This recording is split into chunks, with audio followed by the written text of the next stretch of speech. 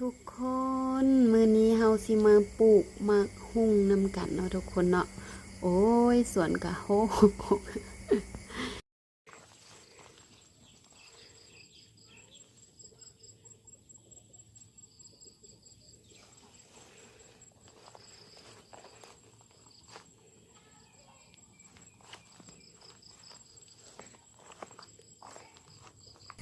ต้นก็ใหญ่แล้ว แต่ว่าแนวใดก็ต้องได้ปลูกแหละ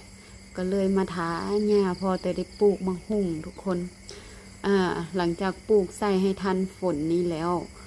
ค่อยตัดหญ้าตามหลังเนาะ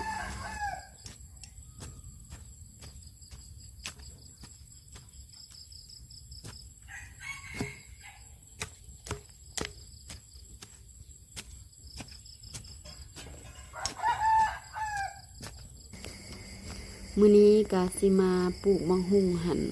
7 ต้นทุกคน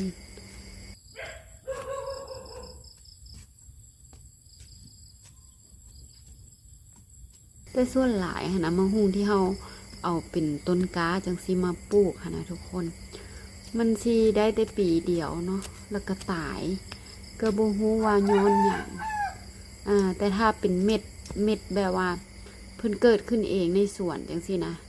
ก็สิอยู่ได้หลายปีเลยทุกคนก็มีอยู่ต้นมังหุงที่เกิดขึ้นเอง หลังจากปลูกมังหุงแล้วทุกคนก็มานึ่งข้าวแรงเนาะมื้อนี้เฮ็ดหยังกินดีเนาะผักติ้วก็หลายอยู่ข้างเฮือนทุกคน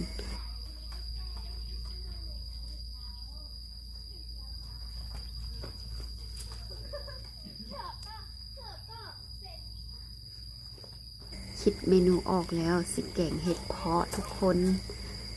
ยำกันกรุบกรับเลยแหละอันนี้มันยานางทุกคนหลายแท้หลายว่ายานางยวนส่วนหลังบ้านฮะนะ